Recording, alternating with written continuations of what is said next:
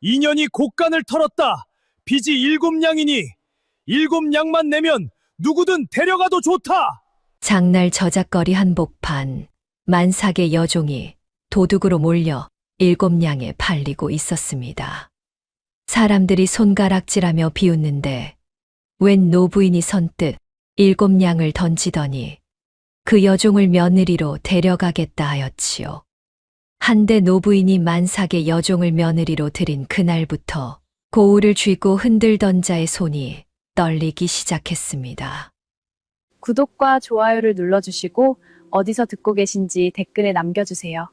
그곳으로 행복과 사랑을 가득 담아 보내드리겠습니다. 자, 그럼 오늘도 가슴 뭉클한 옛날 이야기 지금 바로 시작하겠습니다. 멍석 위에 앉은 여인 앞에 선 사내는 고을 향청의 우두머리인 최좌수였지요. 향청이라 하면 고을 양반들이 모여 관아 일을 거드는 곳이고 좌수는 그 우두머리이니 원님 다음으로 고을을 쥐락펴락하는 실세였습니다. 보아라. 종년 주제의 주인집 곳간 자물쇠를 따고 곡식을 빼돌렸다. 이런 도둑을 어느 안전이라고 그냥 두겠느냐. 최좌수가 부채를 탁탁 치며 목청을 높였지요. 허나 내 인정을 베풀어 빚 7냥만 갚으면 종문서째 넘겨주겠다. 누구든 데려다 부려 먹어도 좋아. 사람들이 수군거렸습니다. 세상에 만삭인 종을 저리 내다 판단 말이야. 누가 저런 걸 사겠어. 배는 불러 일도 못할 텐데. 여인은 한마디도 하지 않았지요. 변명도 눈물도 없었습니다. 그저 두 손으로 부른 배를 감싸 안고 멍석 위에 가만히 앉아 있을 뿐이었지요. 누더기 같은 잿빛 무명 치마 저고리에 집신을 신었는데 때에 저러 꾀죄죄한 얼굴에도 두 눈만은 죽어 있지 않았습니다. 이 여인의 이름은 연희였지요. 나이는 갓 20이었습니다. 한데 연희가 고개를 숙인 것은 부끄러워서가 아니었지요. 입을 열면 안 되는 일이 있었기 때문입니다.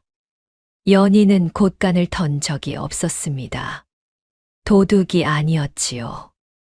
그런데도 최좌수는 멀쩡한 사람을 도둑으로 몰아 헐값에 내다 팔고 있었습니다. 어찌 된 영문일까요?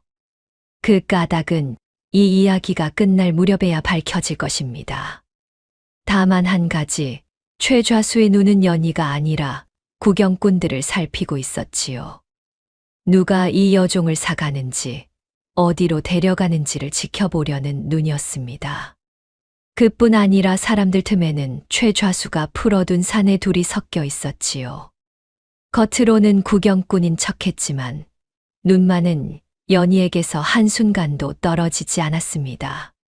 7냥이면 종 하나가 거저야. 어디 살 사람 없는가? 최좌수가 다시 외쳤지요. 그러나 아무도 선뜻 나서지 않았습니다. 만삭의 종을 사봐야 입만 늘 뿐이라 여긴 것이지요. 시간이 흐를수록 최좌수의 얼굴에는 초조한 빛이 스쳤습니다. 그때였지요. 사람들 뒤편에서 낮고 또렷한 목소리가 들려왔습니다. 내가 사겠소. 사람들이 일제히 뒤를 돌아보았지요. 거기 한 노부인이 서 있었습니다. 나이는 50을 훌쩍 넘긴 듯했고 짙은 옥색 명주 치마 저고리는 빛이 바랬으나 정갈했지요. 머리에는 은비녀를 단정히 꽂았고 주름진 얼굴에는 함부로 범할 수 없는 위엄이 서려 있었습니다. 귀티가 흐르는 얼굴이었지요. 강 부인 아니신가? 누군가 알아보고 속삭였습니다.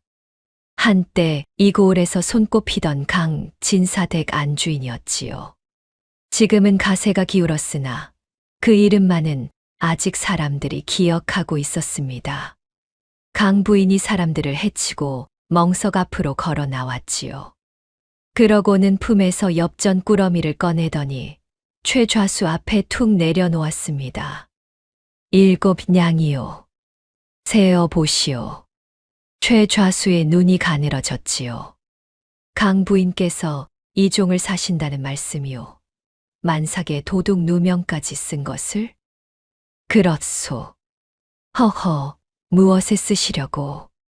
강 부인은 잠시 연희를 내려다보았지요. 그러고는 모인 사람들이 다 들으라는 듯 또렷이 말했습니다. 종으로 쓰려는 게 아니오. 내 며느리로 드릴 것이오. 순간 저작거리가 물을 끼얹은 듯 조용해졌지요. 며느리라니요. 최좌수의 부채가 허공에서 멈췄습니다. 구경꾼들도 제 귀를 의심했지요. 세상에 도둑년을 며느리로 드린다고. 강진사 댁이 아무리 기울었기로서니 어찌 저런 것을. 사람들의 수군거림이 파도처럼 번졌지요. 그러나 강 부인은 눈 하나 깜짝하지 않았습니다. 값을 치렀으니 종문서를 내놓으시오. 최좌수는 한참을 머뭇거리다 마지못해 문서를 건넸지요. 그의 얼굴에는 알 수 없는 그늘이 스쳤습니다. 7냥을 받아 주었으나 어쩐지 손해를 본 사람의 표정이었지요. 강 부인은 문서를 받아 품에 넣고는 연희에게 손을 내밀었습니다. 일어나거라. 이제 가자.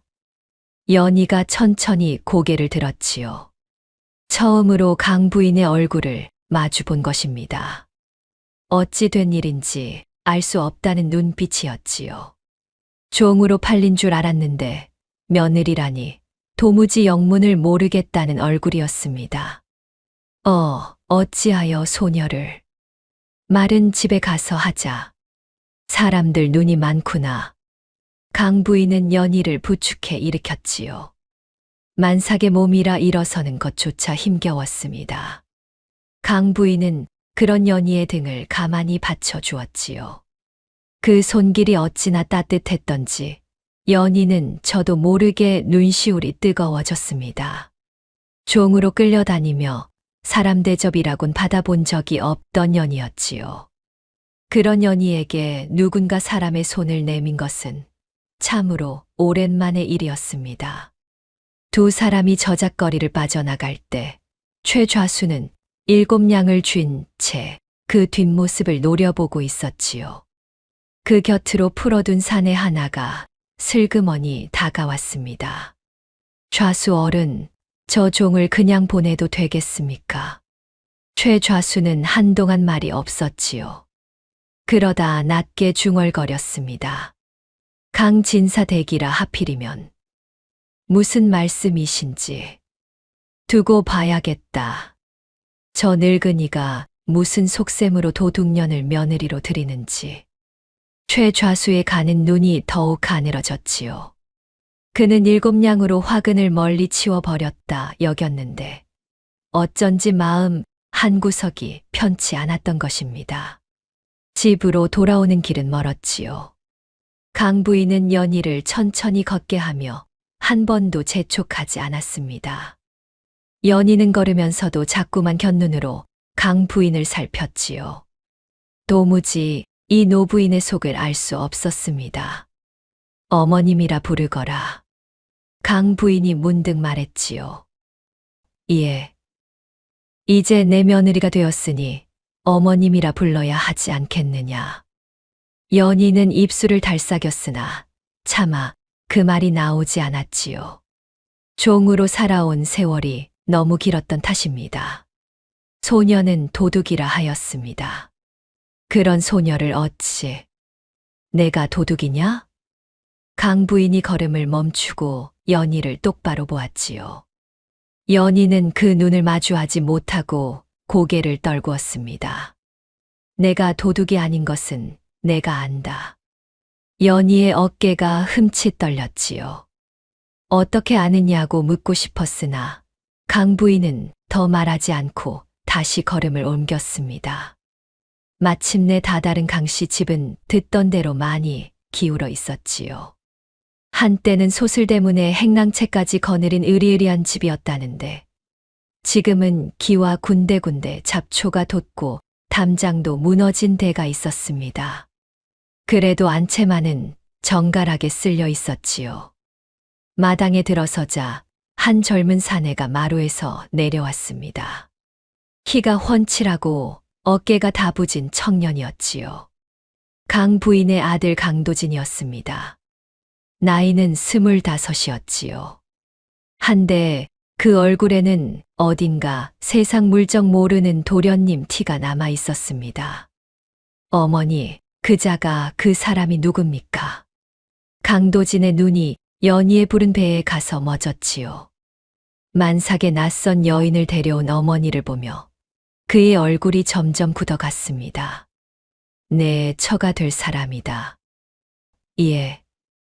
강도진의 목소리가 갈라졌지요. 어머니, 지금 무슨 말씀을 하시는 겁니까? 철아니요. 저 사람은 오늘부터 이 집 사람이니 그리 알아라. 어머니, 강도진이 버럭 소리를 질렀습니다. 그는 믿을 수 없다는 듯 연희와 어머니를 번갈아 보았지요. 장에서 도둑년을 사오셨다는 게 사실입니까? 그것도 배가 남산만 한 종을. 한데 그걸 제 처로 들이시겠다고요? 말이 곱지 않구나. 곱고 안 곱고를 따질 일입니까? 우리 가문이 아무리 기울었어도 양반의 후손입니다. 한데 도둑 누명에 누구시인지도 모를 아이까지 벤 종을 제 안 사람으로 들이라니. 세상이 다 비웃을 일입니다. 연희는 마당 한가운데 선체로 고개를 떨구었지요. 강도진의 말 한마디 한마디가 비수처럼 박혔습니다. 그러나 틀린 말이 하나도 없었기에 연희는 아무런 변명도 할 수 없었지요. 강 부인이 아들을 향해 조용히 그러나 단호하게 입을 열었습니다. 도진아, 사람의 값어치를 무엇으로 매기느냐? 예. 신분으로 매기느냐, 가진 것으로 매기느냐. 강도진은 말문이 막혔지요. 값으로 매길 수 있는 건 물건뿐이다. 사람의 마음은 셈으로 사는 게 아니니라. 강 부인의 목소리는 낮았으나 마당에 울리는 무게가 있었지요. 강도진은 그 말이 무슨 뜻인지 알 수 없었습니다. 그저 어머니가 노망이 든 것은 아닌가 그런 생각마저 들었지요. 전 인정 못합니다. 절대로요. 강도진은 그 말을 남기고 사랑채로 들어가 문을 쾅 닫아 버렸습니다. 마당에는 강 부인과 연희만 남았지요. 연희는 차마 고개를 들지 못하고 서 있었습니다. 제 처지가 너무도 부끄럽고 비참했던 것이지요. 어머님, 소녀는 그만 돌아가는 것이. 어디로 돌아간단 말이냐. 갈 곳도 없는 것이. 강 부인의 말에 연희는 입을 다물었지요. 정말로 갈 곳이 없었기 때문입니다. 최좌수 집을 나온 순간부터 연희에게는 돌아갈 곳도 기댈 사람도 없었지요. 오늘은 고단할 테니 들어가 쉬어라. 저 아이는 시간이 지나면 누그러질 것이다. 강 부인은 연희를 내실로 데려가 따뜻한 아랫목에 앉혔지요. 그러고는 손수 미음을 쑤어 들고 왔습니다. 먹어라. 뱃속 아이까지 둘이 먹는 것이니 든든히 먹어야 한다. 연희는 김이 오르는 미음 그릇을 받아들고 한참을 그대로 있었지요. 그러다 끝내 참지 못하고 눈물을 뚝뚝 흘렸습니다. 도둑으로 몰려 멍석 위에 앉았던 그 순간부터 꾹 눌러 참았던 서름이 따뜻한 미음 한 그릇 앞에서 그만 터지고 만 것이지요. 울지 마라. 이제 너는 혼자가 아니다. 강 부인은 연희의 등을 가만가만 쓸어주었지요. 그 모습은 영락없는 어머니의 손길이었습니다. 그날 밤 연희가 잠든 뒤 강 부인은 홀로 사당 앞에 섰지요. 사당 안에는 죽은 남편 강진사의 위패가 모셔져 있었습니다. 강 부인은 위패를 오래도록 바라보았지요. 여보, 드디어 그 아이를 데려왔습니다. 강 부인의 목소리가 가늘게 떨렸지요. 10수년을 기다렸습니다. 이제야 실마리를 잡았지요. 조금만 더 기다려 주세요. 어둠 속에서 강 부인의 눈이 형형하게 빛났습니다. 7냥에 사온 만삭의 여종. 그 여종을 며느리로까지 들인 데에는 강 부인만이 아는 깊은 까닭이 있었던 것이지요. 그러나 그것이 무엇인지는 아직 아무도 알지 못했습니다. 연희가 강씨 집에 든 지 며칠이 지났습니다. 그러나 집안 공기는 조금도 풀리지 않았지요. 강도진은 여전히 연희를 거들떠보지도 않았습니다.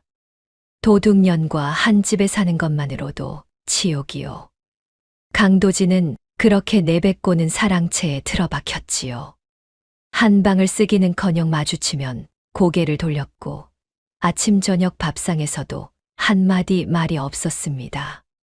연희는 그 말을 들어도 아무런 내색을 하지 않았지요. 다만 묵묵히 제 할 일을 할 뿐이었습니다. 연희는 새벽마다 가장 먼저 일어났지요. 부엌에 불을 지피고 물을 깃고 마당을 쓸었습니다. 종으로 살아온 세월이 몸에 밴 탓이었지요.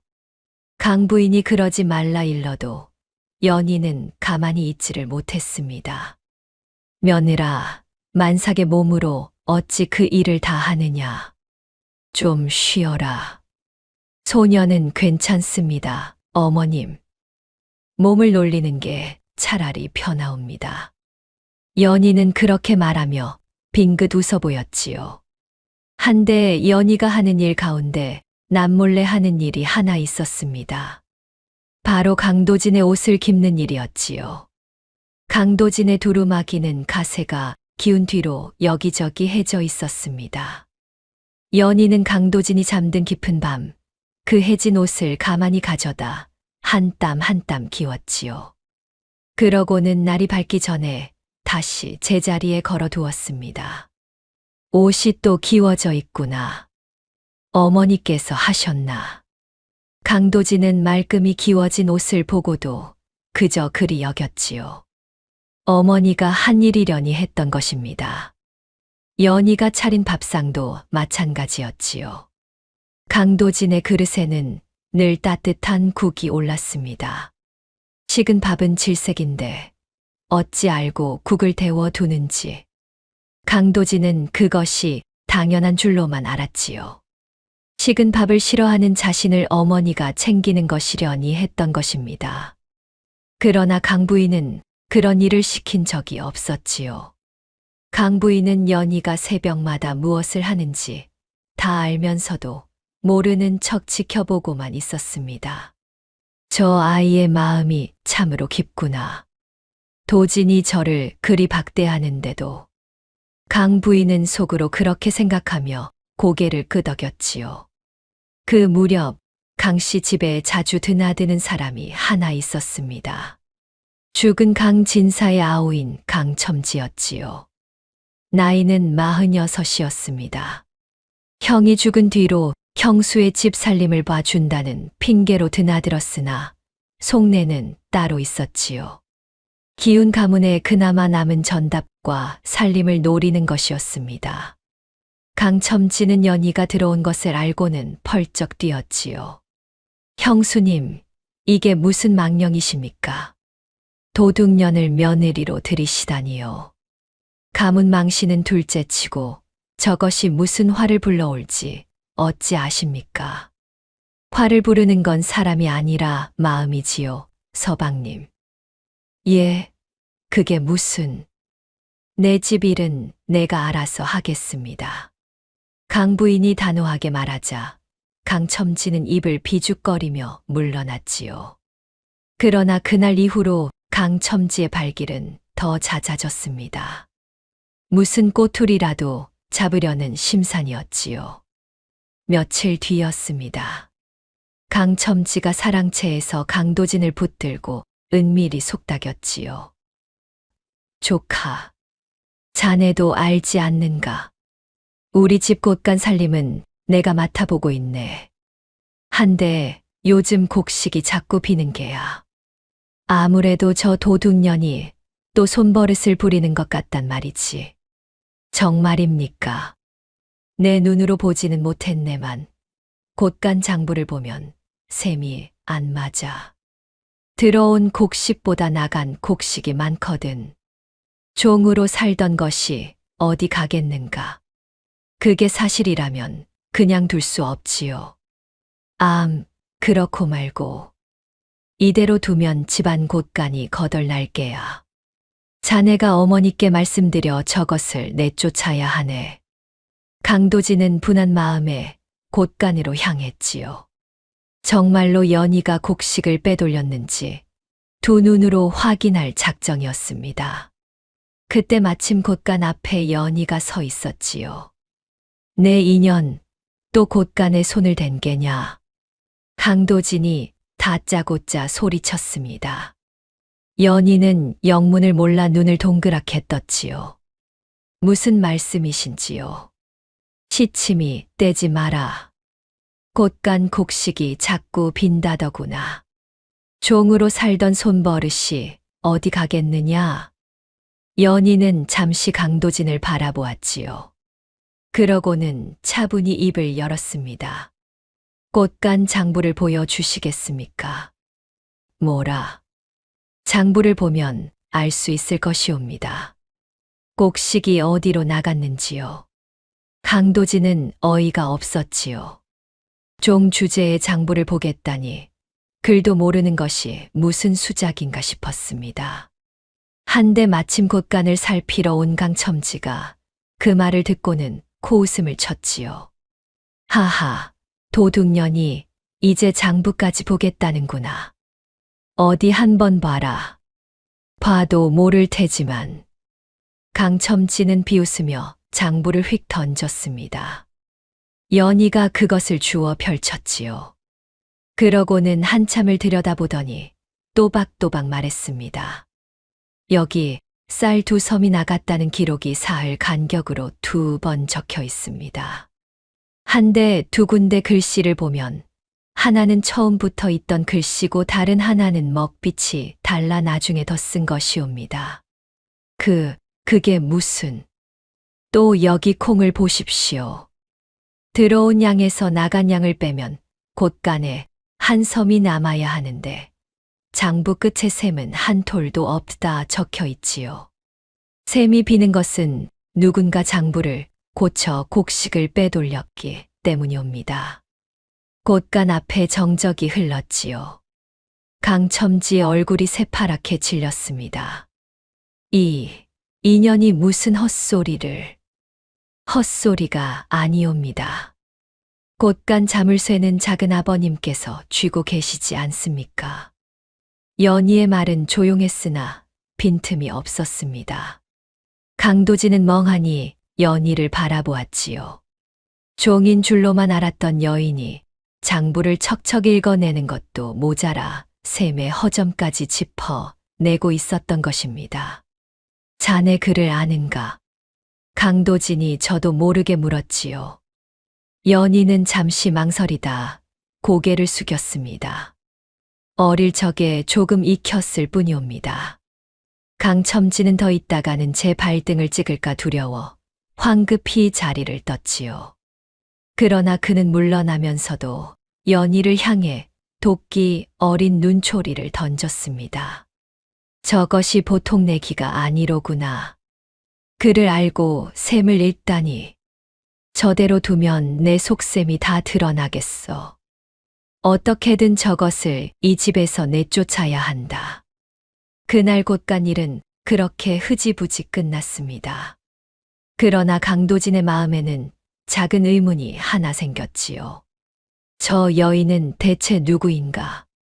그를 알고 장부를 읽고 셈의 허점까지 짚어내다니. 한낱 종이 어찌...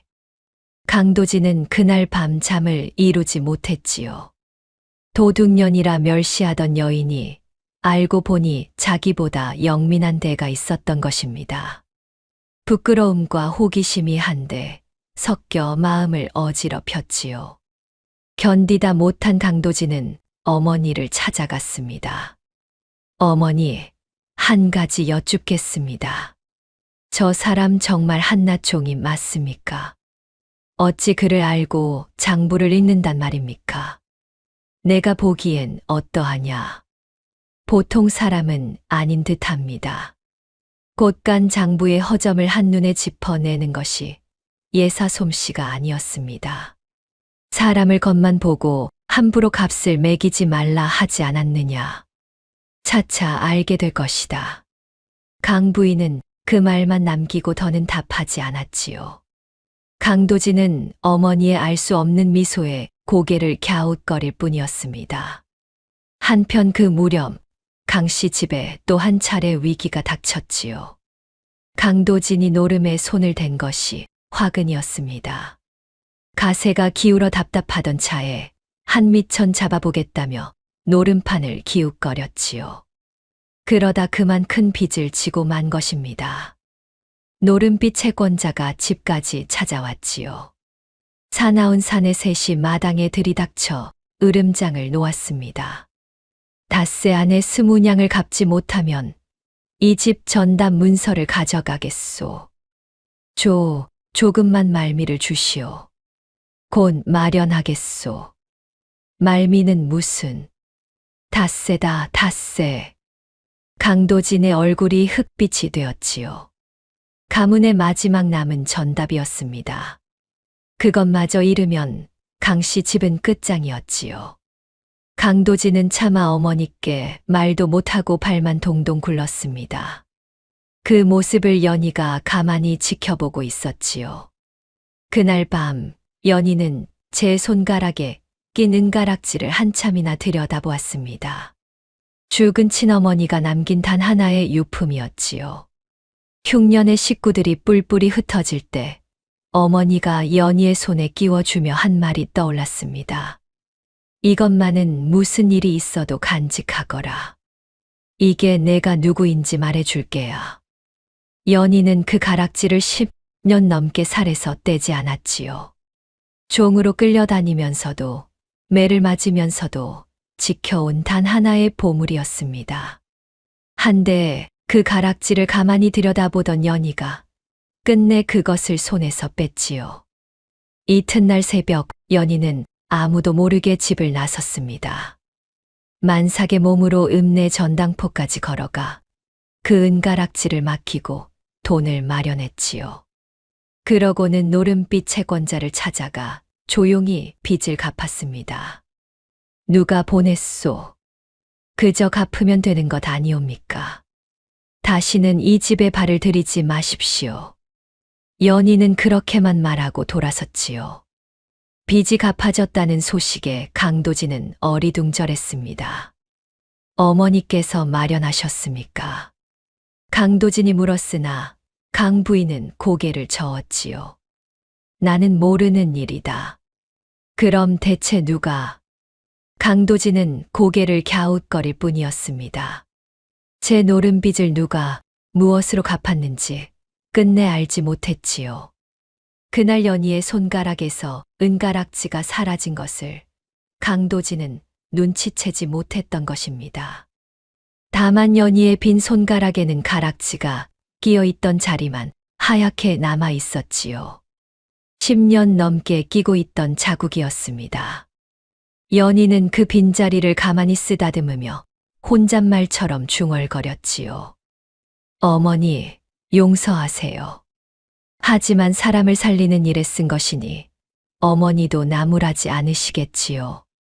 그렇게 강씨 집의 위기는 또 한 번 넘어갔습니다. 그러나 강도진은 아직 아무것도 몰랐지요. 제 곁에 여인이 무엇을 내어주었는지, 그 마음이 얼마나 깊은지를요. 그리고 그 무지가 머지않아 제 가슴을 무너뜨릴 줄은 강도진 자신도 알지 못했습니다. 연희가 강씨 집의 자리를 잡아가던 무렵 최좌수는 단 하루도 마음을 놓지 못했습니다. 그 종년이 무얼 알고 무얼 입에 담을지 도무지 가늠할 수가 없었던 것이지요. 결국 최좌수는 사람을 보내 한 가지를 제안했습니다. 좌수 어른께서 말씀하시기를 그 종을 도로 사드리겠다 하십니다. 값은 곱절인 14냥을 쳐 드리지요. 만삭의 종을 끼고 있어 봐야 강진사댁에 득될 것이 무엇 있겠습니까? 그러나 강 부인은 단칼에 잘랐지요. 내 며느리를 종이라 부르지 마라. 그리고 가서 좌수께 전하거라. 사람은 한 번 사람으로 들이면 값으로 되사고 되팔 수 있는 물건이 아니라고. 심부름꾼이 돌아가 그 말을 전하자 최 좌수의 낯빛이 굳었습니다. 되사는 것도 마다한다. 그 늙은이가 저 종년을 끼고 무얼 하려는 게야. 며칠 뒤 최 좌수는 기어이 강씨 집을 직접 찾아왔지요. 문병을 핑계댔으나 속은 따로 있었습니다. 연희가 무얼 알고 있는지 제 눈으로 떠보려는 것이었지요. 강 부인, 그간 적조했소이다. 한데 저 며느리 될 사람, 우리 집에서 부엌일을 하던 아이가 아니오. 혹 우리 집 살림이며 사람들 이야기를 무어라 떠들지는 않습니까? 최 좌수의 눈이 연희를 쓱 훑었지요.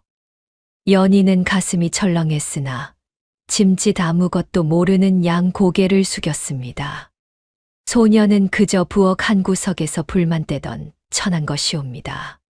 사랑채 어른들 일을 어찌 알겠사옵니까?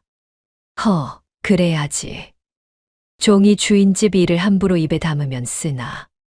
말은 그리했으나 최 좌수에 가는 눈은 연희를 떠나지 않았지요. 그는 끝내 속을 알아내지 못하고 돌아갔습니다. 그러나 돌아가는 그의 등 뒤로 강 부인과 연희는 서늘한 긴장을 느꼈지요. 최 좌수가 결코 연희를 그냥 두지 않으리라는 것을 두 사람은 똑똑히 알아챈 것입니다. 어머님, 그자가 소녀를 떠보러 온 것이옵니다. 소녀가 무얼 아는지 두려운 게지요. 그래. 그러니 더더욱 몸을 사려야 한다. 때가 무르익기 전에는 내가 아는 것을 결코 드러내선 안 된다. 그날 이후 강씨 집에는 보이지 않는 그림자가 들이오기 시작했지요. 그 무렵 날이 몹시 추워 강물이 꽝꽝 얼어붙었지요. 아이들이 그 위에서 팽이를 돌릴 정도였습니다. 어느 날 오후 강도진은 읍내에 다녀오는 길에 강가를 지나게 되었습니다. 그때였지요. 얼음판 위에서 놀던 아이 하나가 비명을 질렀습니다. 사람 살려요. 아이가 빠졌어요. 강도진이 소리 나는 쪽을 보니 얼음이 갈라진 틈으로 어린아이 하나가 허우적거리고 있었지요. 이런, 거기 가만히 있어라. 내가 간다. 강도진은 생각할 겨를도 없이 강으로 뛰어들었습니다. 가까스로 아이를 붙잡아 얼음 위로 밀어 올렸지요. 어서 무트로 기어가거라. 한데 그 순간 강도진이 딛고 선 얼음마저 쩍 갈라지고 말았습니다. 으악! 강도진은 차디찬 강물 속으로 빨려 들어갔지요. 한겨울 강물은 사람의 숨을 단번에 앗아갈 만큼 차가웠습니다. 강도진은 정신이 아득해지며 물속으로 가라앉기 시작했지요. 마침 빨래터에서 그 광경을 본 사람이 강씨 집으로 달려갔습니다. 큰일 났습니다. 도련님이 강물에 빠지셨어요. 뭐라고? 어디냐, 어디? 그 말을 들은 연희는 만삭의 몸으로 강가까지 한달음에 달려갔지요. 강도진이 물속에서 허우적거리는 것을 본 연희는 망설이지 않고 얼음을 깨며 강으로 들어갔습니다. 안 됩니다, 세아씨. 그 몸으로 들어가시면 큰일 나요. 비키세요. 사람이 죽어갑니다. 연희는 사람들의 만류를 뿌리쳤지요. 차디찬 물이 만삭의 배까지 차올랐습니다. 연희는 이를 악물고 강도진에게 다가가 그의 옷자락을 붙잡았지요. 나리, 정신 차리십시오. 눈을 뜨세요. 연희는 온 힘을 다해 강도진을 끌어당겼습니다.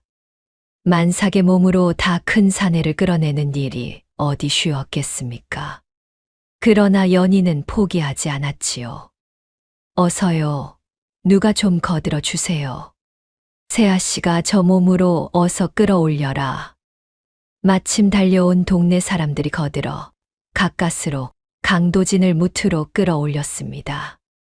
강도진은 숨이 끊어질 듯 늘어져 있었지요. 입술이 새파랗게 질리고 온몸이 얼음장 같았습니다. 연희는 젖은 제 저고리를 벗어 강도진을 감싸고 그의 가슴을 연신 눌렀지요. 나리, 눈을 뜨세요. 제발, 이대로 가시면 안 됩니다. 한참 만에 강도진이 캑캑거리며 물을 토해냈습니다. 가까스로 숨이 돌아온 것이지요. 아이고, 살았다. 세아씨 덕에 살았어요. 사람들이 안도의 한숨을 내쉬었습니다. 강도진은 그 길로 집에 옮겨져 사흘을 앓았지요. 고열에 시달리며 헛소리를 했습니다. 그 사흘 밤낮을 연희는 한숨도 자지 않고 그의 곁을 지켰지요. 나리, 조금만 견디세요. 곧 나으실 겁니다. 연희는 밤새도록 강도진의 손을 잡고 그렇게 속삭였습니다. 만삭의 무거운 몸으로 약을 다리고 식은땀을 닦고 이마에 찬 수건을 갈아댔지요. 강 부인이 교대를 권해도 연희는 자리를 뜨지 않았습니다. 며느라, 내 몸도 성치 않으니 좀 쉬어라. 내가 지키마. 어머님은 쉬세요. 소녀가 지키겠습니다. 소녀가 곁에 있어야 마음이 놓숩니다. 내 정성이 참으로 갸륵하구나. 허나 뱃속 아이도 생각해야지. 아이도 제 아비가 살아나기를 바랄 것이옵니다. 어머님, 염려 마세요. 나흘째 되던 새벽, 강도진이 마침내 눈을 떴지요. 흐릿한 시야에 한 여인의 얼굴이 들어왔습니다. 헬쑥하게 야윈 얼굴로 제 손을 꼭 쥐고 졸고 있는 연이었지요. 자네 여기서 뭐 하는가? 연희가 화들짝 깨어 고개를 들었습니다. 나리, 정신이 드십니까? 내가 어찌 된 것인가? 강물에 빠지셨습니다. 사흘을 앓으셨지요. 이제 고비는 넘기셨으니 괜찮으실 겁니다. 사흘이나 자네가 줄곧 곁을 지킨 것인가? 연희는 대답 대신 빙긋 웃었지요. 강도진은 천천히 몸을 일으키려다 문득 제 손을 잡고 있는 연희의 손을 보았습니다. 그 순간 강도진의 눈이 크게 떠졌지요. 연희의 손은 참아볼 수 없을 만큼 망가져 있었던 것입니다. 손가락 마디마디 바늘에 찔린 자국이 가득했고 얼음물에 데어 살갗이 터지고 갈라져 있었지요. 그리고 약손가락에는 무언가를 끼고 있던 자리만 하얗게 남아 있었습니다. 이 손이 어찌 일이 되었는가? 강도진의 목소리가 떨렸습니다. 연희는 황급히 손을 감추려 했지요. 아무것도 아니옵니다. 아무것도 아니라니. 이 바늘 자국은 무엇이고 이 하얀 자리는 또 무엇인가? 어서 말해보게. 강도진의 머릿속에 그동안의 일들이 한꺼번에 스쳐 지나갔지요. 어느 틈에 말끔히 기워져 있던 옷, 늘 따뜻하게 데워져 있던 국, 어머니가 한 일이라 여겼던 그 모든 것이 사실은 누구의 손길이었는지 그제야 깨달은 것입니다. 설마 그 옷을 깁고 국을 데운 게 자네였는가? 어머니가 아니라. 연희는 대답하지 못했지요. 강도진의 눈에서 무언가가 무너져 내렸습니다. 그리고 내 노름비. 그것도 자네가 갚은 것인가? 나리, 그건 이 약손가락에 자국 무언가를 10년은 끼고 있던 자국일세. 그것을 팔아 내 빚을 갚은 게로구나. 그렇지. 강도진은 비로소 모든 것을 알아챘지요. 연희가 제 가장 소중한 것을 팔아 자신의 빚을 갚았다는 것을요. 왜 그랬는가? 나는 자네를 도둑년이라 부르고 거들떠보지도 않았는데 왜 나한테 이러는 거요? 강도진의 목소리가 끝내 갈라졌습니다. 사내 대장부의 눈에 물기가 어렸지요. 나는 자네에게 못된 짓만 했는데 어찌하여 이리 잘해주는가? 연희는 한참을 말이 없었지요. 그러다 조용히 입을 열었습니다. 나리가 미워서 한 일이 아니옵니다. 그럼 어찌하여? 이 집은 소녀를 처음으로 사람으로 봐준 집이옵니다. 연희의 눈에도 눈물이 차올랐지요. 종으로 끌려다닐 적엔 소녀는 사람이 아니라 짐승이었습니다. 매를 맞아도 굶주려도 누구 하나 돌아보지 않았지요. 한데 어머님께서 소녀에게 손을 내미셨습니다. 며느리라 불러주셨지요. 미음 한 그릇을 손수 쏘어 주셨습니다. 소녀는 그 은혜를 갚고 싶었을 뿐이옵니다. 이 집 사람들을 지키는 것이 소녀가 사람으로 살 수 있는 단 하나의 길이라 여겼지요. 강도진은 아무 말도 할 수 없었습니다. 부끄러움과 후회가 한꺼번에 밀려와 가슴을 짓눌렀지요. 양반의 후손이라 거들먹거리며 한 여인을 멸시했던 자신이 정작 그 여인보다 못한 사람이었음을 깨달은 것입니다. 미안하네. 강도진이 끝내 고개를 떨고 왔지요. 내가 눈이 멀었었네. 자네 같은 사람을 곁에 두고도 알아보지 못했어. 도둑년이라 부른 것을 정말 미안하네. 부디 이 못난 사내를 용서해 주게. 나리, 그런 말씀 마십시오. 이제부터 자네를 내 아내로 여기겠네. 진심으로. 다시는 자네를 외롭게 두지 않겠네. 강도진은 떨리는 손으로 연희의 망가진 손을 두 손으로 감쌌지요.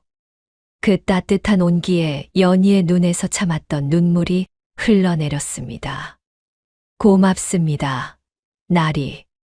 소녀는 그 한마디면 조카옵니다. 그날부터 두 사람은 비로소 진짜 부부가 되었지요. 강도진은 더 이상 연희를 멀리하지 않았습니다. 오히려 만삭의 연희를 살뜰히 챙겼지요. 무거운 건 들지 말게. 내가 하겠네. 이런 건 소녀가 해도. 아닐세. 이제 자네 혼자 고생하게 두지 않겠다 하지 않았는가. 서방님께서 이러시니 소녀가 도리어 몸둘 바를 모르겠습니다. 몸둘 바를 모를 사람은 날세. 그동안 진 빚을 어찌 다 갚을지. 이 모습을 지켜보던 강 부인의 얼굴에 오랜만에 미소가 번졌지요. 이제야 한 식구가 되었구나. 강 부인은 사당 앞에 서서 죽은 남편의 위패를 향해 조용히 고했습니다. 여보, 우리 도진이가 사람이 되었습니다. 좋은 사람을 곁에 두어 마음을 잡았지요. 이제 곧 손주도 볼 것입니다. 강 부인의 눈가에 물기가 어렸지요. 그러나 그 평온은 오래가지 못할 것이었습니다. 멀리 최좌수의 집에서 강씨 집을 향한 검은 그림자가 서서히 움직이기 시작했기 때문이지요. 강진사댁이 도둑년을 며느리로 들였다. 무슨 꿍꿍이가 있는 게 분명해. 최좌수는 풀어둔 사내를 불러 명을 내렸습니다. 강씨 집을 살펴라. 그 종년이 무얼 하고 지내는지 한시도 눈을 떼지 마라. 예, 좌수 어른. 그 명이 떨어지는 순간 강씨 집의 평온한 날들은 이미 끝나가고 있었지요. 폭풍 전야의 고요였던 것입니다. 강도진이 자리를 털고 일어난 어느 날 밤이었습니다. 강 부인이 연희를 조용히 내실로 불렀지요. 며느라, 이제는 내게 물어볼 것이 있다. 무엇이옵니까, 어머님? 강 부인은 한참을 망설이다 입을 열었습니다. 내가 최좌수 집에서 종살이를 했다 들었다. 곳간 장부를 한눈에 읽어내는 것을 보니 보통 솜씨가 아니더구나. 너 최좌수 집에서 무엇을 보았느냐? 연희의 얼굴이 굳었지요. 한동안 입을 떼지 못하던 연희가 떨리는 목소리로 말했습니다. 어머님, 어찌 그것을 물으십니까? 숨기지 말거라. 나는 다 알고 너를 데려온 것이다. 연희는 깜짝 놀라 강 부인을 바라보았지요. 다 아신다니요. 강 부인은 천천히 고개를 끄덕였습니다. 내 너를 7냥에 사온 것은 내가 불쌍해서만이 아니었다. 너만이 알고 있는 것이 있기 때문이지. 연희의 손이 떨리기 시작했지요. 강 부인은 연희의 그 손을 가만히 잡았습니다. 두려워 말거라. 내 이야기를 들으면 너도 알게 될 것이다. 10수년 전 이 고을에 강진사라는 사람이 있었다. 바로 내 남편이지. 청렴하고 강직한 분이셨다. 강 부인의 눈에 옛 기억이 어렸지요. 그분이 우연히 최좌수의 비리를 알게 되었다. 최좌수가 고을의 세곡을 가로채고 장부를 고쳐 백성의 땅을 빼앗는 것을 보신 게야. 그분은 그것을 바로잡으려 하셨지. 한데 도리어 최좌수의 모함에 걸려 없는 죄를 뒤집어 쓰고 말았다. 세상에, 우리 가문은 하루아침에 역적의 집안으로 몰렸다. 가사는 모조리 빼앗기고 그분은 화병으로 자리에 누우셨지. 끝내 누명을 벗지 못하고 하늘 품은 채 눈을 감으셨다. 강 부인의 목소리에 물기가 어렸지요. 그날 이후 나는 단 하루도 그 한을 잊은 적이 없다. 최좌수의 죄를 밝힐 증거를 찾아 10수년을 헤맸지. 한데 그 증거를 준 사람이 나타났다는 소문을 들은 게야. 최좌수 집종 하나가 그 집 비밀을 죄다 알고 있어 입막음을 당할 처지라는 소문을. 연희는 숨을 죽였습니다. 그게 바로 너였다, 연희야. 최좌수가 너를 도둑으로 몰아 헐값에 팔아넘기려 한 까닭도 그것이지. 너를 멀리 치워 입을 막으려던 게야. 그래서 내가 너를 사온 것이다. 너를 구하는 동시에 내 남편의 한을 풀기 위해서. 연희의 두 뺨으로 눈물이 주르륵 흘러내렸지요. 이제껏 가슴에 묻어둔 비밀을 강 부인이 다 알고 있었던 것입니다. 어머님 소녀, 사실은 그를 압니다. 한 번 본 것은 좀 채 잊지 않지요. 최좌수 집에서 부엌일을 하면서 사랑채를 드나들며 보고 들은 것이 머릿속에 다 들어 있사옵니다. 역시 그랬구나. 최좌수가 세곡을 빼돌린 셈, 장부를 고친 날짜, 누구에게 뇌물을 바쳤는지 소녀는 그것을 한 자도 빠짐없이 외우고 있습니다. 그자가 소녀를 없애려 한 것도 그 때문이지요. 그를 안다는 것을 들키면 죽는 줄 알아 평생 벙어리처럼 숨겨왔사옵니다. 강 부인의 눈이 형형하게 빛났습니다. 그것이면 충분하다. 내가 외운 것을 글로 옮기면 그자의 죄를 만천하에 드러낼 수 있어. 하오나 어머님, 소녀가 외운 것만으로는 부족합니다. 종이 외운 말을 누가 믿겠습니까? 진짜 장부가 있어야 하지요. 최좌수의 진짜 장부는 박석이라는 자가 맡고 있사옵니다. 박석이라. 예. 겁이 많은 자이오나 양심까지 없는 사람은 아니옵니다. 그 사람만 설득하면 진짜 장부를 손에 넣을 수 있을지도 모릅니다. 한데 그자가 최좌수의 사람이 아니더냐. 어찌 우리 편으로 돌리겠느냐. 박석이는 최좌수가 두려워 그 밑에 있을 뿐이옵니다. 소녀가 곁에서 지켜보니 장부를 고칠 때마다 손을 떨었지요. 밤이면 잠을 못 이루고 한숨만 쉬었습니다. 그자의 마음 한구석에는 아직 죄책감이 남아 있사옵니다. 내 눈이 그리 밝으냐. 사람의 마음은 숨길 수가 없는 법이지요. 다만 두려움이 양심을 누르고 있을 뿐이옵니다. 그 두려움보다 큰 무언가가 그자를 움직인다면 진실을 말할 것이옵니다. 강 부인은 연희의 손을 더욱 굳게 잡았지요. 내가 어찌 이리 영민하냐. 종으로 묻혀 살기엔 너무도 아까운 사람이로구나. 과한 말씀이옵니다, 어머님. 두 사람은 밤이 깊도록 머리를 맞댔지요. 강 부인은 그동안 모아둔 것들을 연희에게 보여주었습니다. 죽은 강 진사가 남긴 짧은 글, 그분이 모함당하던 무렵 적어둔 몇 장의 종이었지요. 그분께서 돌아가시기 전 무언가를 묻어두었다 하셨다. 최 좌수의 죄를 증명할 증서라 하셨지. 한데 그것이 어디 있는지는 끝내 말씀하지 못하고 눈을 감으셨다. 증서가 어딘가 묻혀 있다는 말씀이군요. 그래. 그것만 찾으면 내가 외운 것과 박서기의 장부와 합쳐 그자를 무너뜨릴 수 있을 게다. 그렇게 강부인과 연희는 한뜻으로 최 좌수의 죄를 밝히기로 굳게 다짐했습니다. 그러나 두 사람은 미처 알지 못했지요. 그 은밀한 대화가 이미 새어나가고 있었다는 것을요. 최 좌수가 풀어둔 사내가 그날 밤 담장 밑에 숨어 두 사람의 말을 엿듣고 있었던 것입니다.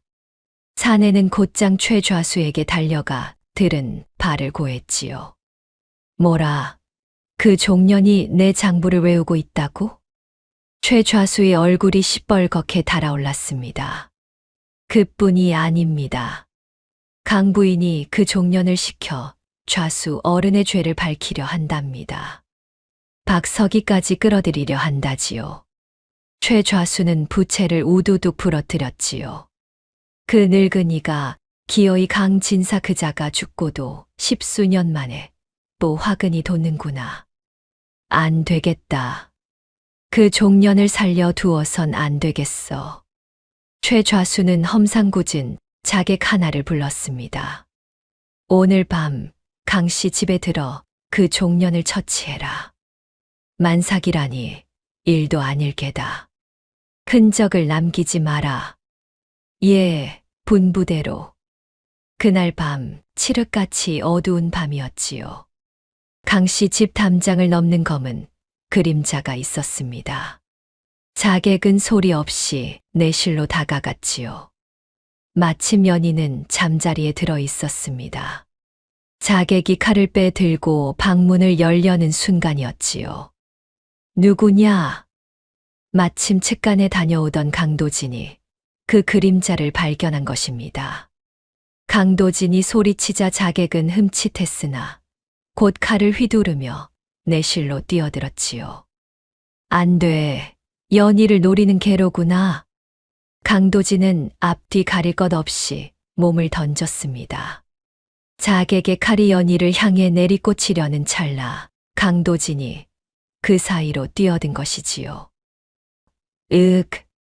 칼이 강도진의 어깨를 깊이 갈랐습니다. 붉은 피가 솟구쳤지요. 잠에서 깬 연희가 비명을 질렀습니다. 서방님, 서방님. 강도진은 피를 흘리면서도 자객의 다리를 붙들고 늘어졌지요. 그 사이 비명을 들은 하인들이 등불을 들고 몰려왔습니다. 일이 틀어진 것을 안 자객은 강도진을 걷어차고는 담을 넘어 달아났지요. 서방님, 정신 차리세요. 피가 이렇게. 연희는 강도진의 어깨를 부여잡고 오열했습니다. 강도진은 가쁜 숨을 몰아쉬면서도 연희를 보며 희미하게 웃었지요. 자네가 무사하니 됐네. 어찌 이러십니까? 어찌 소녀 대신 부부가 아닌가. 자네를 지키는 건 당연한 일일세. 강도진은 그 말을 끝으로 정신을 잃었지요. 연희는 피투성이가 된 강도진을 끌어안고 통곡했습니다. 며칠 전 강물에서 강도진이 자신을 구했듯 이번에는 강도진이 칼을 대신 맞아 연희를 구한 것이지요. 이 광경을 본 강 부인의 얼굴이 새파랗게 질렸습니다. 최 좌수가 마침내 칼을 빼들었다는 것을 안 것이지요. 의원을 부르거라. 어서. 강 부인의 명예에 하인이 한달음에 달려 나갔습니다. 연희는 떨리는 손으로 강도진의 어깨를 천으로 동여맸지요. 얼마 지나지 않아 달려온 의원이 상처를 살피더니 고개를 저었습니다. 칼이 깊이 들어갔습니다. 다행히 목숨에는 지장이 없으나 한동안 자리를 보존해야 할 것이옵니다. 그것만으로도 천만다행입니다.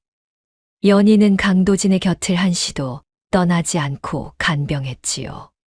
이제 두 사람은 서로를 위해 목숨을 내던지는 사이가 되었던 것입니다. 강도진이 사경을 헤매는 사흘 동안 강 부인은 한숨도 자지 못했습니다. 자식이 칼을 맞은 어미의 마음이 어땠겠습니까? 그러나 강 부인은 무너지지 않았지요. 오히려 두 주먹을 굳게 쥐었습니다. 기어이 사람을 해치려 드는구나. 내 아들의 피까지 보게 만들다니. 강 부인은 죽은 남편의 위패 앞에 섰지요. 여보, 이제 돌이킬 수 없는 싸움이 되었습니다. 그자가 우리 도진이의 어깨를 갈랐어요. 더는 두고 볼 수 없습니다. 반드시 당신의 한을 풀고 그자의 죄를 만천하에 드러내겠습니다. 강 부인의 두 눈에서 불꽃이 일었습니다. 그러나 이것은 시작에 불과했지요. 최좌수의 진짜 역습은 아직 시작도 되지 않았던 것입니다. 강도진이 가까스로 자리를 털고 일어날 무렵이었습니다. 연희는 강 부인과 의논 끝에 박서기를 만나보기로 했지요. 진짜 장부를 손에 넣으려면 그 사람을 설득하는 길밖에 없었던 것입니다. 연희는 만삭의 몸으로 박서기가 자주 들르는 주막을 찾아갔지요. 마침 박서기가 홀로 술잔을 기울이고 있었습니다. 박서기 어른. 박서기는 연희를 알아보고는 화들짝 놀랐지요. 너는 최좌수 댁에 있던. 어찌 여기에. 잠시 이야기를 나눌 수 있겠습니까? 무슨 이야기? 나는 너와 할 이야기가 없다. 박서기는 황급히 일어서려 했지요. 연희가 조용히 그를 붙들었습니다. 어른께서 지난 10수년간 손을 떨며 고쳐온 그 장부 이야기이옵니다. 박서기의 얼굴이 하얗게 질렸지요. 그는 주위를 두리번거리며 목소리를 낮췄습니다. 그 입 다물지 못하겠느냐. 누가 들으면 어쩌려고.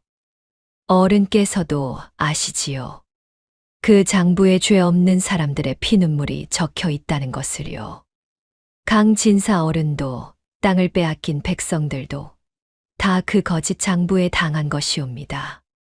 나는 그저 시키는 대로 했을 뿐이다. 안 하면 나도 죽으니까. 박서기의 목소리가 떨렸지요. 연희는 그 떨림에서 아직 죽지 않은 양심을 보았습니다. 어른, 사람이 한평생 두려움에 떨며 사는 것이 어디 사는 것이겠습니까? 진실을 밝히면 어른께서도 그 무거운 짐을 내려놓을 수 있사옵니다. 닥쳐라. 내가 진실을 말하면 최좌수가 나를 가만둘 것 같으냐. 내 식솔이 다 죽을 게다. 어른, 잠시만 들어주십시오. 강진사 어른을 기억하십니까? 그 청렴하던 분이 누명을 쓰고 한을 품은 채 돌아가셨지요. 그 댁 부인이 10수년을 그 한을 안고 살아오셨습니다. 어른께서 장부를 고치실 때마다 그렇게 또 한 가문이 무너졌사옵니다. 어른의 손끝에서 적힌 거짓 숫자 하나가 누군가에게는 평생의 한이 되었지요. 그 무게를 어른께서 모르실 리 없습니다. 밤마다 잠을 못 이루시는 것도 그 때문이 아니옵니까? 박서기의 술잔을 든 손이 멈췄지요. 그의 눈에 잠시 흔들림이 스쳤습니다. 그러나 곧 그는 고개를 세차게 저었지요. 나는 모른다. 아무것도 모른다. 박석이는 손을 부들부들 떨며 주막을 뛰쳐나갔지요. 연희는 그 뒷모습을 바라보며 한숨을 내쉬었습니다. 단번에 설득되리라 여기지는 않았지요. 다만 그의 흔들리는 눈빛에서 한 가닥 희망을 본 것입니다. 마음이 흔들리고 있어. 양심이 아직 살아있어. 조금만 더 밀면 돌아설지도 몰라. 그러나 연희가 박석이를 만났다는 사실이 곧 최좌수의 귀에 들어갔지요. 최좌수는 더 이상 지체하지 않았습니다. 이것들이 기어이 박석이까지 건드리는구나. 더 두면 큰일 나겠다. 먼저 강씨 집 발목을 묶어 놓아야겠어. 최좌수는 관아의 현감과 짜고 이를 꾸몄지요. 며칠 뒤 포졸들이 강씨 집에 들이닥쳤습니다. 강 부인은 어디 있느냐? 도둑을 숨겨둔 죄를 묻겠다. 연희가 마당으로 뛰쳐나왔지요. 무슨 죄라 하십니까? 포졸 우두머리가 문서를 펼쳐 들었습니다. 최좌수 대꽃간을 턴 도둑을 강 부인이 빼돌려 숨겨두었다는 고변이 들어왔다. 작물을 숨긴 죄가 작지 않으니 강 부인과 그 도둑년을 함께 끌고 가렸다. 그러니까 연희를 다시 도둑으로 몰아 그를 사간 강 부인까지 작물 은닉죄로 엮으려는 수작이었지요. 만삭의 연희까지 옥에 가두려는 것이었습니다. 그때 강 부인이 마루로 나섰지요. 잠깐. 강 부인의 목소리는 조용했으나 위험이 서려 있었습니다. 도둑을 숨긴 죄를 묻겠다 하였느냐? 그렇다면 그 죄는 온전히 나에게 있다. 어머님, 연희가 놀라 강 부인을 붙들었지요. 이 아이는 도둑이 아니다. 내가 7냥을 주고 떳떳이 사들여 며느리로 들인 사람이다. 한데 너희가 굳이 죄를 묻겠다면 사람을 사들인 내가 그 죄를 지겠다. 만삭의 며느리를 옥에 가두는 것은 천륜을 어기는 일이니라. 포졸들이 머뭇거렸지요. 강 부인의 서슬에 함부로 손을 대지 못한 것입니다. 어머님, 아니 됩니다.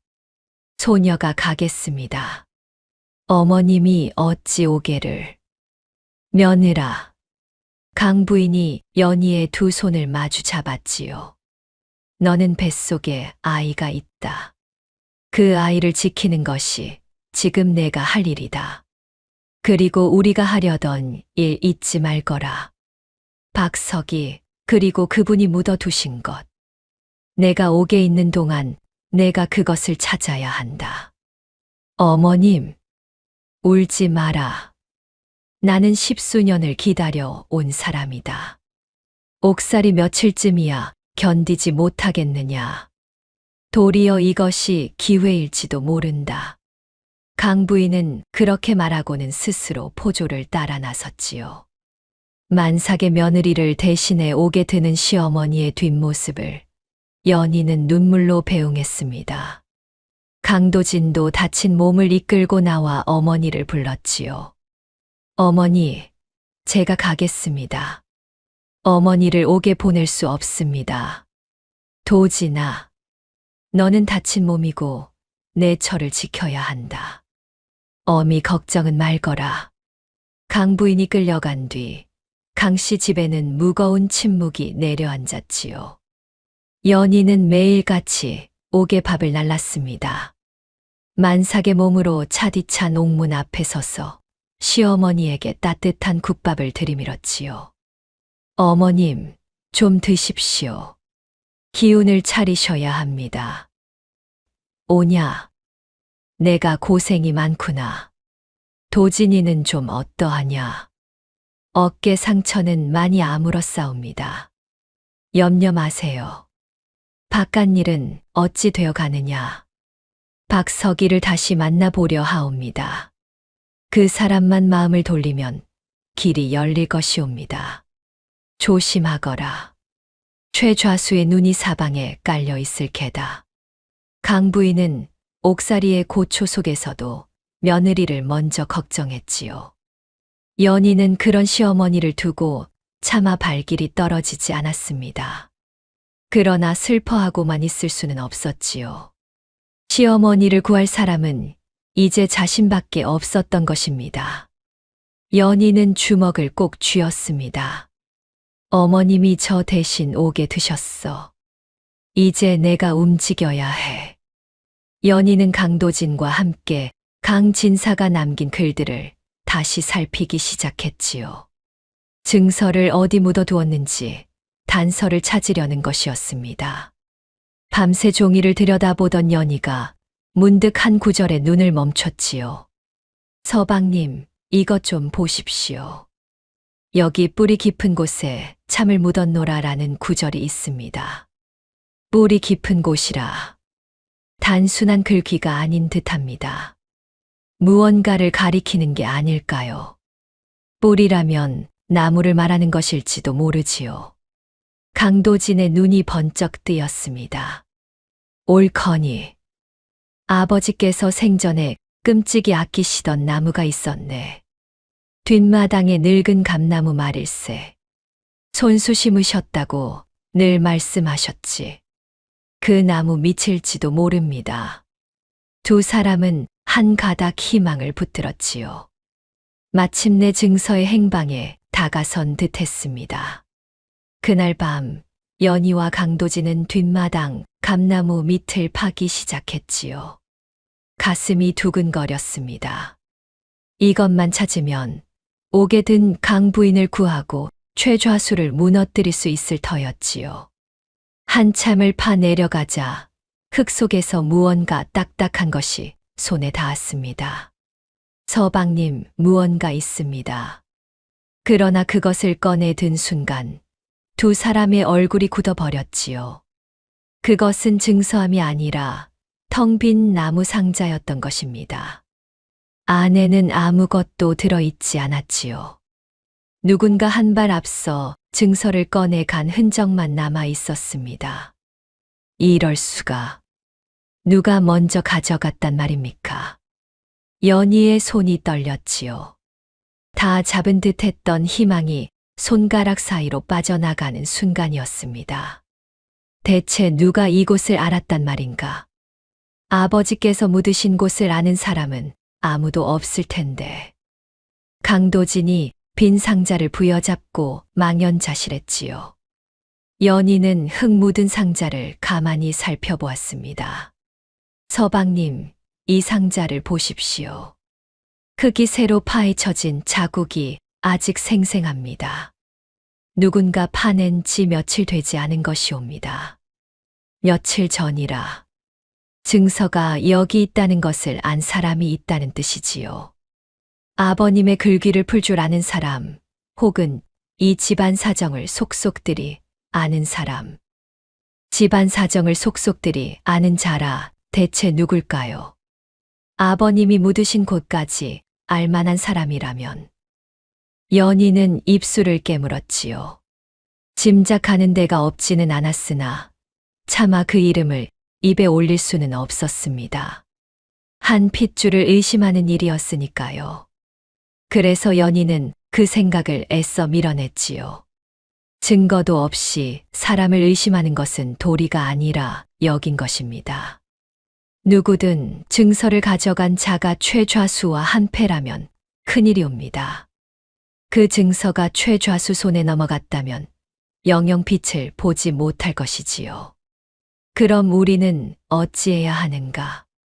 방법은 하나입니다. 박석이의 진짜 장부, 그리고 소녀가 외운 것. 증서가 없어도 그 둘을 합치면 길이 있을지도 모릅니다. 그러나 말은 그리했어도 연희의 가슴은 무겁게 가라앉았지요. 옥에 든 시어머니, 사라진 증서, 입을 닫은 박석이. 모든 것이 막힌 듯 했습니다. 짙은 어둠이 두 사람을 짓눌렀지요. 그리고 이 어둠은 앞으로 닥칠 더 큰 폭풍의 전조에 불과했습니다. 며칠 뒤 강씨 집에 청천벽력 같은 소식이 날아들었습니다. 다름 아닌 강첨지가 최좌수의 집을 드나든다는 것이었지요. 강도진은 믿을 수가 없었습니다. 작은 아버지가 최좌수 집을 그럴 리가 없네. 여러 사람이 보았다 하옵니다. 밤이면 몰래 드나든다지요. 대체 무슨 까닭으로. 그러나 그것은 사실이었지요. 강첨지는 오래전부터 형의 가산을 노려왔습니다. 형이 죽고 가문이 기울자 그는 마지막 전담마저 제 것으로 만들 궁리를 했지요. 그러던 차에 최좌수가 은밀히 손을 내민 것입니다. 강첨지, 자네가 형의 집안 사정을 누구보다 잘 알지 않는가? 무슨 말씀이신지요? 좌수 어른. 강진사가 무언가를 묻어두었다는 이야기 들은 바 없는가? 강첨지는 잠시 망설였지요. 그러나 곧 욕심에 눈이 멀고 말았습니다. 있습니다. 형님이 생전에 뒷마당 감나무 밑에 무언가 귀한 것을 묻었다 하셨지요. 오호, 그래. 그것을 좌수 어른께 넘기면 제게 무엇을 주시겠습니까? 강씨 집 전답을 자네 앞으로 돌려주지. 어떤가? 그 말씀 틀림없으시지요? 내 언제 빈말을 하더냐. 어서 그 물건이나 가져오게. 강첨지의 두 눈이 번들거렸습니다. 사실 이것은 연희와 강도진이 빈 상자를 발견하기 며칠 전의 일이었지요. 강첨지는 한 발 앞서 그날 밤 몰래 감나무 밑을 팠던 것입니다. 그러고는 강진사가 묻어둔 증서함을 꺼내 최좌수에게 넘겼지요. 연희와 강도진이 텅 빈 상자를 파냈던 것은 바로 강첨지가 이미 증서를 빼간 뒤였던 까닭입니다. 그날 밤 강첨지의 마음이 아주 편치만은 않았습니다. 죽은 형의 얼굴이 자꾸만 눈앞에 어른거렸던 것이지요. 형님, 너무 원망 마시오. 산 사람은 살아야 하지 않겠소. 형님 가실 적에 나는 빈손이었으니. 강첨지는 그렇게 중얼거리며 죄책감을 애써 떨쳐냈지요. 그러나 욕심에 한 번 발을 들인 자는 멈출 줄을 모르는 법입니다. 증서를 손에 넣은 최좌수는 회심의 미소를 지었지요. 이것이 강진사가 그토록 감춰둔 증서로구나. 어디 보자. 증서를 펼쳐본 최좌수의 얼굴이 일그러졌지요. 그 안에는 최좌수가 세 곡을 가로챈 정황이 적혀 있었습니다. 강진사가 그것을 고발하려 했다는 내용도 낱낱이 담겨 있었지요. 위험한 물건이로구나. 이것이 세상에 나왔다면 내 목이 달아났을 게다. 최좌수는 증서를 촛불에 가져다 댔지요. 그러나 곧 손을 멈췄습니다. 아니지. 이것을 태워선 안 되겠어. 도리어 이것을 이용하면 강진사를 영영역적으로 만들 수 있겠구나. 최좌수는 음흉한 계략을 꾸몄지요. 증서의 내용을 교묘히 뒤집기로 한 것입니다. 강진사가 도리어 세 곡을 가로챈 역적이었던 것처럼 꾸미려는 수작이었지요. 청렴했던 강진사를 죽어서까지 역적으로 만들려는 것이었습니다. 최좌수는 부패한 현감과 다시 손을 잡았지요. 현감 영감, 10수년 전 강진사 사건을 다시 들춰봅시다. 갑자기 그 일은 어찌? 이 증서를 보시오. 강진사가 세 곡을 가로챈 역적이었다는 증거요. 이것이 사실이오? 그 죄는 마땅히 그 자손에게도 물어야 하지 않겠소. 현감은 최좌수에게 뇌물을 받아먹은 자였지요. 그는 두말 없이 고개를 끄덕였습니다. 옳은 말씀이요. 역적의 자손을 그냥 둘 수 없지요. 당장 강도진을 잡아들이겠소. 며칠 뒤 포졸들이 다시 강씨 집에 들이닥쳤지요. 역적 강진사의 아들 강도진은 오라를 받으라. 도둑연이도 함께 잡아들이라는 명이다. 연희와 강도진은 영문도 모른 채 끌려갔습니다. 다친 몸의 강도진은 역적의 자손으로 몰렸지요. 만삭의 연희는 도둑으로 몰려 차디찬 옥에 갇히고 말았습니다. 이미 옥에 있던 강부인까지 강씨 집 세 사람이 모두 옥에 갇히는 신세가 되었지요. 옥 안에서 강부인은 끌려온 연희와 아들을 보고 가슴이 무너졌습니다. 이게 어찌 된 일이냐? 너희까지 어찌? 어머님, 최좌수가 아버님을 역적으로 뒤집었다 합니다. 역적이라니 그 청렴하던 분을. 그 증서를 누군가 그자에게 넘겼다고 합니다. 강 부인의 얼굴이 새하얗게 질렸지요. 그 증서를 대체 누가? 작은 아버지였습니다, 어머니. 강도진의 목소리가 떨렸지요. 강 부인은 한동안 말을 잇지 못했습니다. 무어라. 도식이가. 예. 전답을 받는 대가로 최좌수에게 넘겼다 하옵니다. 피를 나눈 형제가 어찌 그럴 수가 있단 말이냐. 강 부인의 두 손이 부들부들 떨렸지요. 죽은 남편의 아우가 형의 한이 담긴 증서를 원수에게 팔아넘긴 것입니다. 설상가상이었지요. 마지막 희망이던 박석이마저 등을 돌렸다는 소식이 들려왔습니다. 최좌수가 박석이를 불러 협박과 회유를 한 것이지요. 박석이, 자네 그 종년을 만났다지. 그것이. 무슨 말을 들었는지 모르나 자네가 입을 잘못 놀리면 자네 식솔이 어찌 될지 잘 알게야. 좌수 어른, 부디. 한데 자네가 내 편에 서서 그 종년이 거짓을 꾸민다고 증언만 해준다면 내 자네에게 논열 맞이기를 주겠네. 어느 쪽을 택하겠는가? 겁 많은 박석이는 두려움과 욕심 앞에 끝내 굴복하고 말았지요. 그는 관아에 나아가 거짓 증언을 하고 말았습니다. 그 연이라는 종년이 소인을 찾아왔사옵니다. 없는 죄를 꾸며 좌수 어른을 모함하자고 했지요. 소인은 그저 두려워 따르는 척했을 뿐이옵니다. 이 소식이 옥에 전해지자 연희는 그 자리에 주저앉고 말았지요. 박석이마저 등을 돌렸단 말입니까? 마지막 희망이 끊어진 것입니다. 증서는 원수의 손에 넘어가 거꾸로 이용당했지요. 믿었던 박석이는 등을 돌렸습니다. 강씨 집 세 사람은 모두 옥에 갇혔지요. 죽은 강진사는 역적으로 뒤집히고 강도진은 역적의 자손이 되었습니다. 이제 다 끝난 것입니까? 어머님, 연희의 눈에서 눈물이 흘러내렸지요. 끝이라 말하지 말거라. 숨이 붙어 있는 한 끝이 아니다. 강 부인은 그리 말했으나 그 목소리에도 힘이 없었지요. 그토록 애써온 모든 것이 한순간에 무너졌습니다. 강 부인도 차디찬 옥벽에 기대 눈을 감았지요. 여보, 제가 못나서 당신의 한을 풀기는커녕 자식까지 사지로 몰았습니다.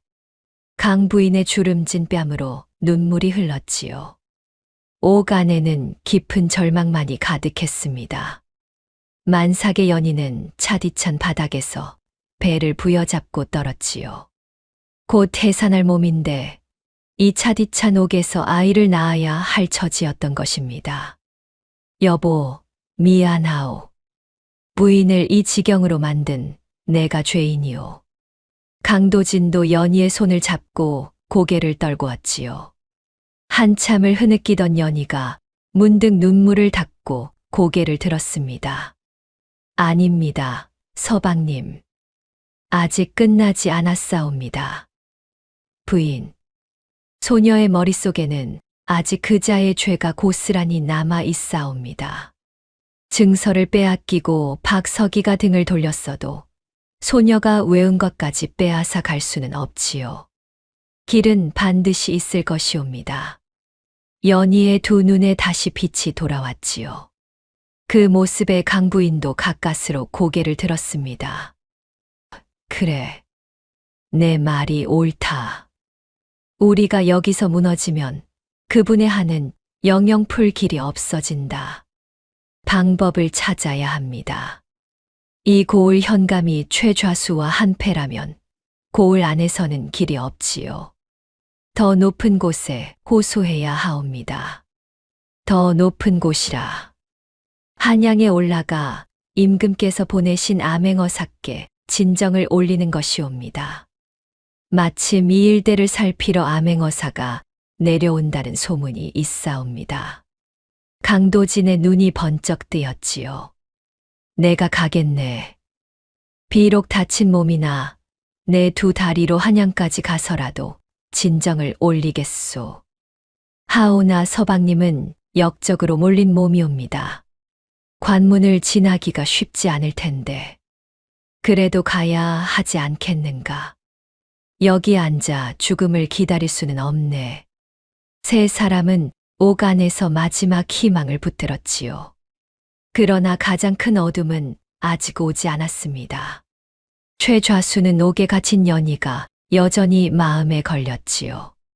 그 종년이 살아있는 한 언제 또 화근이 될지 몰랐던 것입니다.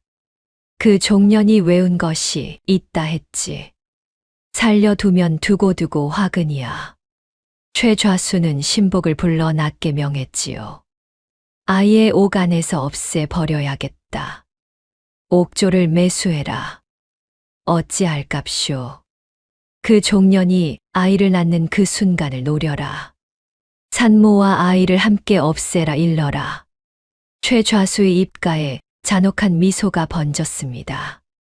가장 약하고 위태로운 순간을 노린 것이지요. 절망에 빠진 강씨 집사람들은 그 검은 손길이 다가오는 것을 까맣게 모르고 있었습니다. 그날 밤 강도진은 옥졸의 눈을 피해 옥을 빠져나왔습니다. 강부인이 마지막 남은 은부치를 옥졸에게 쥐어주어 잠시 길을 터준 것이지요. 도진아, 부디 무사히 다녀오너라. 우리는 어떻게든 버틸 테니. 어머니, 연희를 부탁드립니다. 제가 반드시 어사를 모셔 오겠습니다. 강도진은 다친 몸을 이끌고 한양길에 올랐지요. 역적으로 몰린 처지라 큰 길로는 다닐 수 없었습니다. 산길로 돌고 돌아 며칠을 굶주리며 걸었지요. 어깨에 상처가 덧나 열이 올랐으나 강도진은 멈추지 않았습니다. 연희가 옥에서 나를 기다린다. 어머니가 기다리신다. 여기서 쓰러질 수는 없어. 그렇게 강도진이 한양으로 향하는 동안 옥에 남은 연희에게 산기가 찾아왔지요. 차디찬 옥바닥에서 연희는 진통에 신음했습니다. 어머님, 아이가 나오려 하옵니다. 오냐, 정신 차리거라. 내가 곁에 있다. 강부인이 연희의 손을 꼭 잡았지요. 바로 그때였습니다. 매수당한 옥졸이 음흉한 낯빛으로 옥문을 열고 들어왔지요. 손에는 시퍼런 칼이 들려 있었습니다. 산모가 아이를 낳다 잘못되는 일이야 흔하지. 둘 다 조용히 보내주마. 옥졸이 칼을 치켜들었지요. 강부인은 망설임 없이 연희의 앞을 막아섰습니다. 이놈, 내가 사람이냐? 만삭의 산모를 해치려 들다니. 비키시오, 노인. 안 비키면 같이 보내드리리다. 옥졸이 칼을 휘두르려는 찰나였지요. 옥 밖에서 누군가 다급히 뛰어 들어왔습니다. 멈추시오. 그 손을 멈추란 말이오. 뜻밖에도 박석이었지요. 그는 옥졸의 팔을 붙들고 늘어졌습니다. 사실 박석이는 거짓 증언을 한 그날 이후 단 하루도 발 뻗고 잠들지 못했지요. 연희가 옥바라지를 오가며 남긴 한마디가 밤낮으로 귀에 맴돌았던 것입니다. 진실을 밝히면 그 무거운 짐을 내려놓을 수 있다던 그 말이었지요. 결국 양심을 이기지 못한 박석이는 옥 주변을 맴돌다 옥졸의 흉계를 엿듣고 한달음에 달려온 것이었습니다. 이 무슨 짓이오? 죄 없는 산모를 죽이다니. 그건 사람이 할 짓이 아니오. 내 이놈 어디서 끼어드느냐? 옥졸과 박서기가 뒤엉켜 몸싸움을 벌였지요. 그 소란에 다른 옥졸들이 몰려왔습니다. 박서기는 죽으림을 다해 외쳤지요. 이 사람들을 해치면 너희도 살인의 공범이 된다. 곧 암행어사가 들이닥칠 것이야. 그때 너희가 무사할 성싶으냐?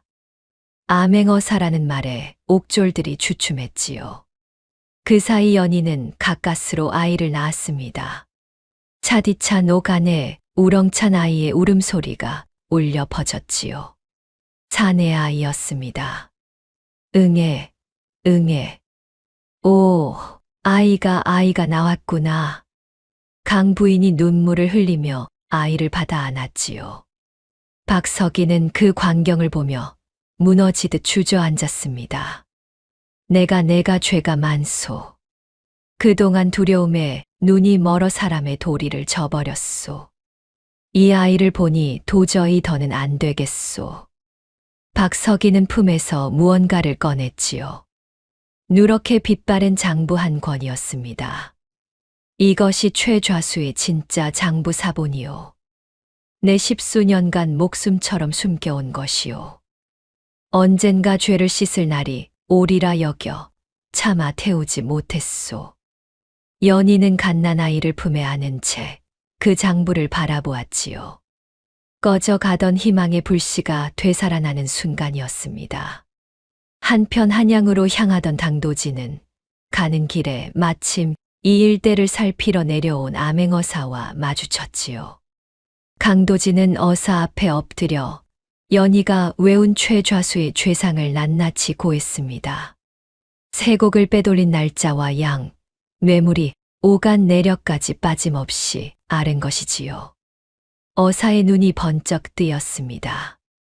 내가 가져온 이야기가 그동안 내가 쫓던 일에 흩어진 조각들을 한데 꿰어주는구나.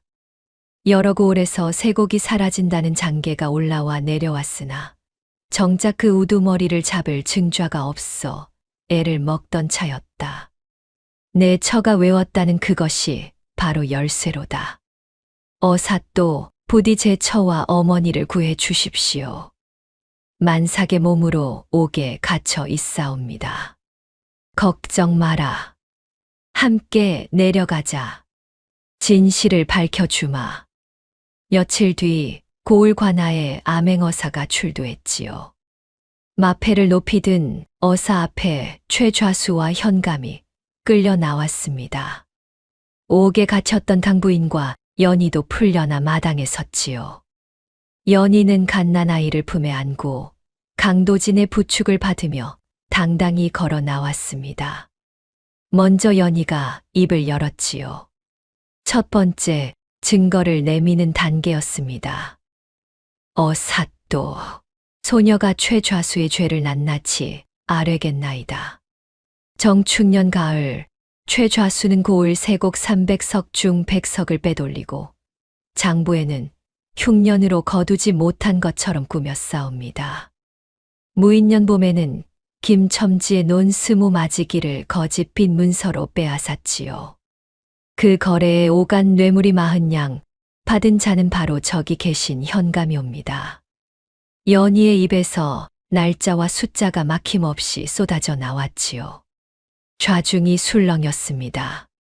종으로 살던 여인이 그 모든 것을 머릿속에 담고 있었던 것이지요.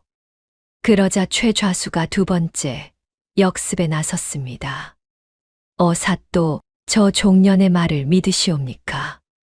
일개 종년이 무슨 수로 그런 것을 안단 말입니까? 도리어 저녀는 도둑질을 하다 쫓겨난 것이옵니다. 게다가 여기 증서가 있사옵니다. 죽은 강진사야말로 세곡을 가로챈 역적이었음을 보여주는 증서이지요. 최좌수는 강진사의 증서를 내밀었지요. 교묘히 뒤집어 강진사를 역적으로 모는 증거로 둔갑시킨 것이었습니다.